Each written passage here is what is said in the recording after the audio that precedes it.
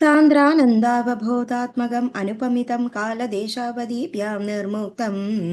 नित्यमुक्तं निगमशतसहस्रेण निर्भास्यमानम् अस्पष्टं दृष्टमात्रे पुनः उरुपुरुषार्थात्मकं ब्रह्मतत्त्वं तत्तावद्भाति साक्षात् गुरुपवनपुरे हन्तभाग्यं जनानां नम्राणां सन्निधत्ते सततमपि पुरैस्तैरनभ्यर्थितानपि अर्थान् कामानजस्रं विदरसि परमानन्दसान्द्रां गतिं च इत्थं न शेषलभ्यो निरवधिकफलः पारिजातो हरे त्वं क्षुद्रं तं शक्रवाडी द्रुममभिलषति व्यर्थम् अर्थिव्रजोऽयं सूर्यस्पर्धिकिरीडमूर्ध्वतिलगत्प्रोद्भासि फालान्तरं कारुण्याकुलनेत्रमाद्रहसितोल्लासं सुनासापुडं गण्ड्योदन्मकराभकुण्डलयुगं कण्डोज्ज्वलत्कौस्तुभं त्वद्रूपं वनमाल्यकारपटल श्रीवत्सदीप्रं भजे केयूराङ्गदकङ्गणोत्तममहारत्नाङ्गुलीयाङ्गीद श्रीमद्बाहुचतुष्कसङ्गदगदां शङ्गारि पङ्गेरुहाम् काञ्चित् काञ्चन काञ्चिलाञ्चितलसत्पीताम्बरालम्बिनीम् आलम्बे विमलाम्बुजद्युतिपदां मूर्तिं तव आर्तिच्छिदम् पडन्तो नामानि प्रमदपरसिन्धौ निपतिताः स्वरन्तो रूपं ते वरद कथयन्तो गुणकथाः चरन्तो ये भक्ता त्वयि खलु रमन्ते परममुन् अहं धन्यान् मन्ये समधिगतः सर्वाभिलषितान् विदूय क्लेशान् मे कुरु चरणयुग्मं धृतरसं भवक्षेत्रप्राप्तो करमपि जदे पूजनविधौ भवन्मूर्त्यालोके नयनमददे पादतुलसी परिक्राणे क्राणं श्रवणमभिदे चारुचरिते श्रीहरे नमः श्रीहरे नमः गोपिका जीवनस्मरणं गोविन्द गोविन्द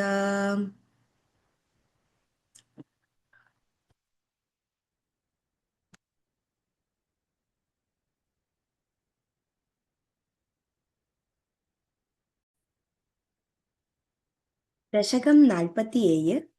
ഉലുഖലബന്ധനം ഏകദാദതിവിമാദകാരിണീം മാതരം സമുപസേദിവാൻ ഭവാൻ സ്തന്യലോലുപതയാ നിവാരയൻ അംഗമേത്യപപിവാൻ പയോധരൗ അർദ്ധപീതചുകകുഡ്മലേ ത്വയി സ്നിഗ്ധഹാസമധുരാനനാംബുജേ ദുഗ്ധമീശദഹനേ പരിസൃതം ദർദുമാശു ജനനീ ജഗാമതേ सामि पीतरसभङ्गसङ्गत क्रोधभारपरिभूतचेतसां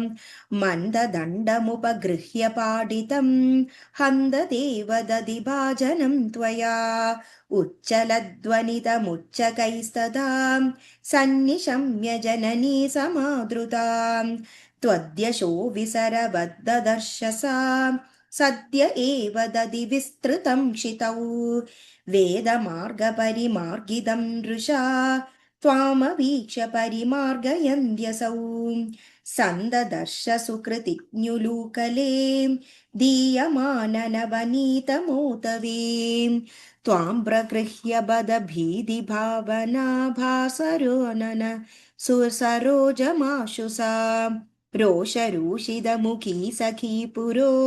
बन्धनाय रशनामुपाददे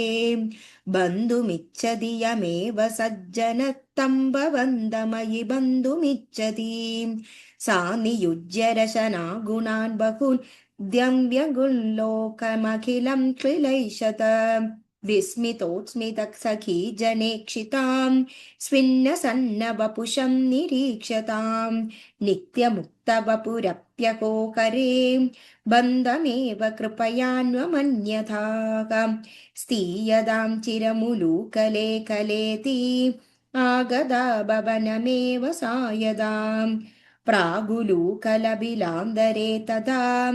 सर्पिरर्पितमदन्नवास्तिदाः यद्यपाशसुगमो विभो भवान् संयदः किमु सपाशयानयाम् एवमादिदिविजैरभिष्टुतो वादनाद परिपाहि मागदात् സർവത്ര ഗോവിന്ദനാമ സങ്കീർത്തനം ഗോവിന്ദ ഗോവിന്ദ. ദശകം 48 നളകൂബര മണിഗ്രീവന്മാരുടെ ശാപമോക്ഷം. മുദാസുരൗകസ്ത്വമുദാരസമ്മതൈഃ ഉദീര്യ ദാമോദര नित्यभिष्टुदः मृदूदरस्वैरमुलूकलेलगन् अदूरदो द्वौ कगुबाबुदैक्षदाः कुबेरसूनुर्नळकूबराद्भिदः परो मणिग्रीव इति प्रधां गदः महेशसेवादिगदक्रिश्रियोन्मदौ चिरं किल त्वद्विमुखावकेलतां सुरापगायां किल तौ मदोत्कडौ सुरापगायद्बहुयौवतावृतौ विवाससौ केळिपरौ स नारदः भवत्पदैकप्रवणो निरैक्षत